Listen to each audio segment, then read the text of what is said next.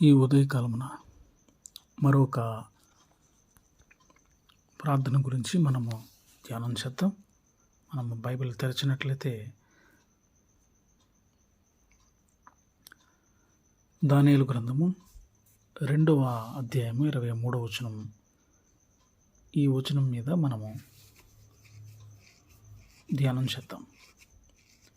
మా పితరుల దేవా, నీవు వివేకమును బలమును నాకు అనుగ్రహించి ఉన్నావు.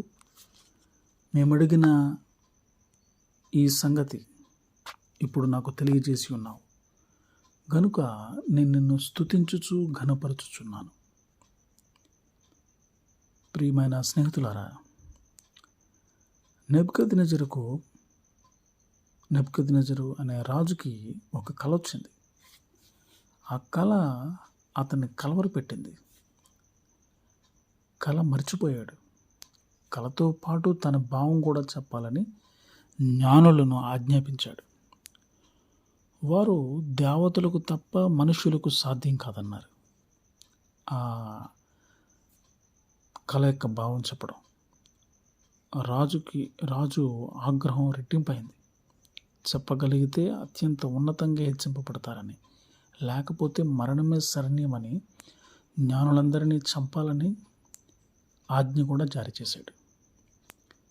దేహ సంరక్షకులు అధిపతి ఆర్యోకి ఆ పని ప్రారంభించడానికి బయలుదేరాడు.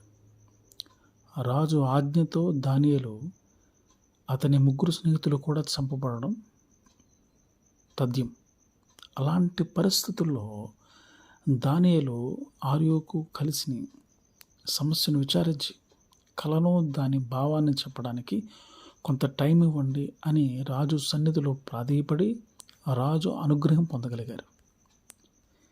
ఈ పరిస్థితికి కారణం ఏంటి అని ఆలోచించగలిగితే దేవుని అత్యున్నతమైన ప్రణాళిక మనలను ఆశ్చర్యానికి గురిచేస్తుంది. దానియేలుని అత్యున్నతంగా హెచ్చించడానికి, సజీవుడైన దేవుని బలప్రభావాలు కనుపరచడానికి.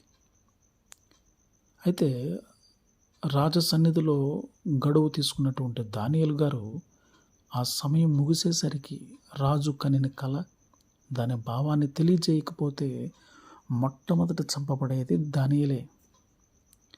ఒక వ్యక్తి కనిన కలను మరొక వ్యక్తి చెప్పగలగడం సాధ్యమా?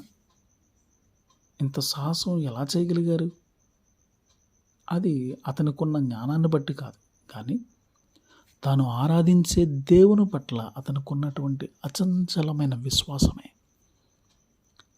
దానియేలు తన ఇంటికి వెళ్ళి తన స్నేహితులైన హనన్యాకి, మిషాయేలుకి, అజర్యాకు, అంటే షడ్రకు, మేషకు, అబేద్నెగో అనే వారికి సంగతి తెలియజేసి తాను తన స్నేహితులు కూడా బబులోనులో తక్కిన జ్ఞానులతో కూడా నశింపకుండానట్లు ఆ కళ యొక్క మర్మం విషయంలో పరలోకమందున దేవుని వలన కటాక్షమ పొందు నిమిత్తమై ఆయనను ప్రార్థించమని వారిని హెచ్చరించారు.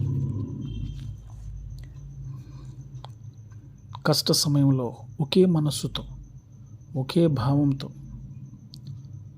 ఏకీభవించి చేసే ప్రార్థన అద్భుతమైన సమాధానాన్ని తీసుకురాగలుగుతుంది.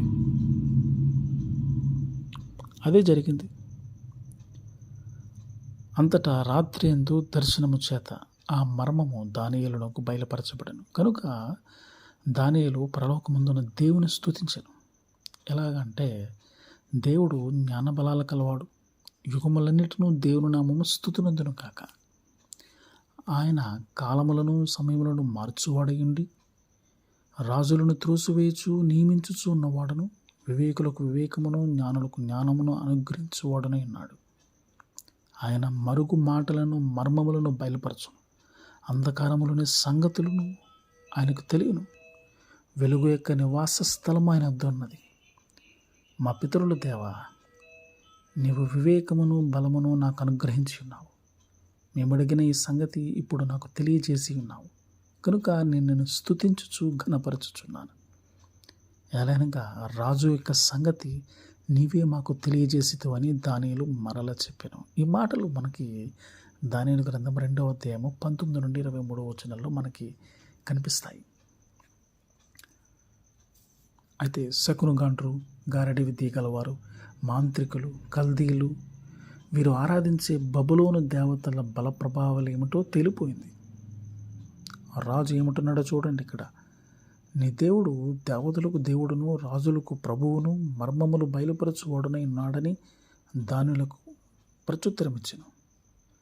అంతేకాకుండా రాజు దానియేలును బహుగా హెచ్చించి అనేక గొప్ప దానములిచ్చి అతనిని బబులోను సంస్థానమంతటి మీద అధిపతినిగాను, బబులోను జ్ఞానులందరిలో ప్రధానుడుగాను నియమించాడు. ప్రియమైన స్నేహితులారా, సమస్య ముందున్నప్పుడు నీ జ్ఞానము, నీ బలం పైన ఆధారపడుతున్నావా? ప్రభువు నీ పట్ల చేసిన మేళ్లను బట్టి కృతజ్ఞత కలిగి ఆయనను స్తుతించగలిగే హృదయం నీకుందా? నిన్ను బట్టి నీ దేవుని నామం హెచ్చించబడుతుందా? నిన్ను నీవే ప్రశ్నించుకో, పరిశీలించుకో, సరిచేసుకో, సరిచూచుకో. అట్టి రీతిగా నీ హృదయాన్ని సిద్ధపరచుకో.